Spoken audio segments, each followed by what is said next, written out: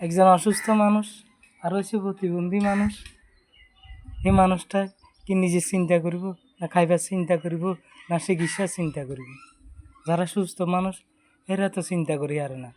একজন অসুস্থ মানুষে কাজ চিন্তা করিব, কি নিজে চিন্তা করিব, না বাঁচবার চিন্তা করিব, না ওষুধ দাবার চিন্তা করিব? যার আগে পিছে কেউ নাই, আগেও নাই, পিছেও নাই, আশেপাশেও নাই, কেউ নাই।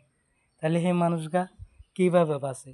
আপনারা এখন এই মানুষগা কীভাবে বাঁচে? শরীরের অবস্থা দেখছেন কী অবস্থা হয়েছে? আর বাঁচানোর কোনো ইয়া নাই।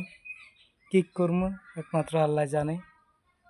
এমন একটা সমস্যা এখন দেখা দিছে, না হারিয়ে সইতাম, না হারিয়ে কিছু করতাম, না হারিয়ে কাঁদতাম। যখন নিরিবিলি হই, যখন একা থাকি, রাত্রে তো ঘুমন না, শরীরে ব্যথা বেদনা, এই ব্যথা বেদনা। কারণ আপনার তো দেখাইতাম হারিয়ে না। যদি দেখাইতে যেতাম তাও আপনার দেখাইতাম। এই মানুষটা যা আগে পিছে কেউ নাই, তাহলে এই মানুষটা কীভাবে বাঁচে, কীভাবে চলে? আপনারা এখন কীভাবে কী করে?